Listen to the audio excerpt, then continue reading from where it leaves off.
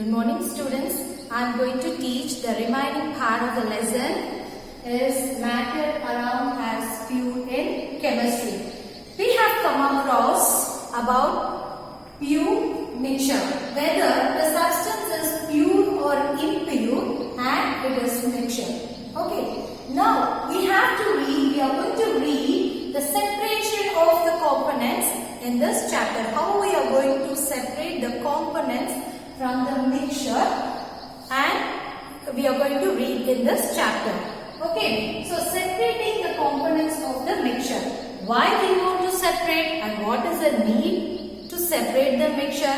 Since most of the substance we buy, the natural substance are not chemically pure, we have to separate it. And to know about the component, the individual component and its usage, we are going to separate it. And for the separation, we have so many methods to separate the component from the mixtures. We are going to see here. As the mixture is two kinds, it is homogeneous and heterogeneous mixture. We are going to employ so many methods to separate the components from the mixture. So, heterogeneous mixture is very easy to separate the components. Since it is the components present in the heterogeneous mixture is distinct, it is separate already.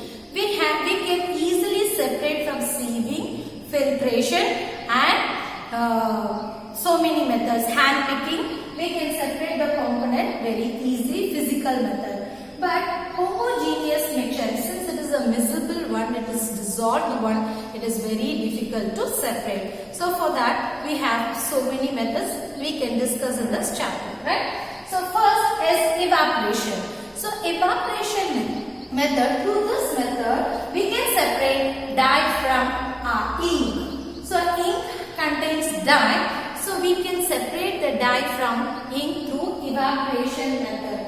How we can do? First, we have to take a beaker filled with water and then take a china dish or a watch glass and pour some ink into it. Okay, so after that we have to heat the water. What will happen now? The volatile solvent will remove from the volatile, non-volatile solute. Okay, so it remains. When we heat, what happens? The water will evaporate from the ink and reminds you the dye. So you will see the dye remains in the china watch glass. Okay, so this process is called evaporation process. And the next process is centrifugation process. So in the colloidal solution I have said about centrifugation. Now I will give explanation for that. We can separate cream from milk and colloidal solution, the component in the colloidal solution through centrifugation process. So what is that process? We have to take a small machine or a tool to separate, to give a spun, a rapid spun. Keep that instrument in the middle of the milk with the cream and then give a spun, rapid spun. So what will happen? The particle which is very smaller in size will go to the upper, and then the particle which is the heavier one will settle down. This how we can separate the particles in the cream and milk and in the colloidal solution through centrifugation process. Now the next one is immiscible liquid. Immiscible components like kerosene and water, the components, the substance which do not mixes with each other, that we can separate with this method. So for that we have to take a funnel, separating funnel, and pour this immiscible liquid into it. Then keep it aside. Don't disturb for some time. Just keep it aside, and then what will happen? The liquid which has lower density will comes down, and higher density will comes down, and then the particles which has the liquid which has a lower density will float. This how it is separate. It will be separated automatically. Then through stop clock we have to separate. Stop cock. We have to remove like this the lower bottom. Okay, in the bottom the stop cock is fixed here. Through this we can separate water from the kerosene. Okay, this how we can separate through immiscible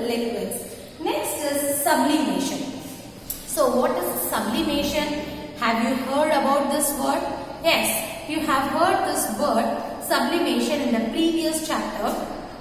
That is how we can convert the solid to, directly we can convert the solid to gas through this sublimation process. So here we are taking salt and the camphor for that. Okay, we can also take naphthalene, anthracene like that to separate the components, to separate through sublimation process. So here what happens, the mixture is kept in the china dish and then cover this with the inverted funnel and then cover with the cotton plug, then heat it. So what will happen? Directly it will convert the solid particles, will convert it to gas and then the two components will be separated. Okay, this is how we can say about sublimation. So sublimation process is the removing of sublimable volatile from non-soluble impurities. Okay, we have removed or we have separated. Now, chromatography. So what is chromatography? So many solutes are dissolved in the solvent and through this chromatography we can separate it. So for that how we can do this experiment? First we have to take a strip of paper, filter paper, then draw a line like this. Draw a line like this to 3 centimeter and put cross with the ink, then immerse this paper into the water. So what happened when this was immersed in the water? Slowly the soluble component will first separate out from the highly soluble component will be separate out from the lower soluble one. From that we can see so many colors of dye through this when the ink is present here. Because the dye has so many colors present in it, one by one it will separate out through chromatography. So this how. Then next is distillation process. So what about this distillation and fractional distillation process tells you is that miscible components, two miscible components when it mixes with each other and we want to separate it, we can use this distillation process and fractional distillation process. For that we have to take a apparatus. Okay, so this is the apparatus like this. This is the flask and the flask contains water plus acetone and then this is passes through the condenser and then through the beaker. Okay, so we have to heat this. When we heat this, the acetone will separate out from the flask and then it passes through the condenser, and when this condenser contains the cold water to condense the component, and then the acetone is separate from the liquid. Okay, so this is how we can separate the two miscible liquids. I said you before that the miscible liquids, that is the heterogeneous mixture, is very difficult to separate through filtration process, but it can be separated through distillation or fractional distillation process. Okay, if the boiling point, if the component has the boiling point lesser than 25 K, then we have to use fractional distillation process. If it is higher, then we can use distillation process. Okay, so it's not much difference between these two. Is that only one more apparatus, one more thing should be fitted with this apparatus is fractional column. So through this, number of beads are present here to condense the substance. Okay, so this will condense the substance, the beads will condense the substance faster and then when it passes through the condenser, highly it will separate it out very fastly. So this is for lesser than the boiling point of 25 K. We can use the fractional distillation process. And now we are going to see the different gases from the, we are going to separate the different gases from the air. It is very difficult, right? So we know that air contains many gases like oxygen, nitrogen, likewise argon. Many gases are present in the air. But how you are going to separate it? We have to think it. That is, I have said you that when we increase the pressure, okay, increase the pressure, and by decreasing it, what will happen? The gas will convert into liquid. So through this process or through the deposition process, this will directly convert into solid. So by using this process, we are going to separate the gases. First, we have to give a compress or the pressure, high pressure with the low temperature. The gas will convert into liquid. Then the liquid should pass through fractional distillation process or the distillation process. Then it will be separated according to their boiling point.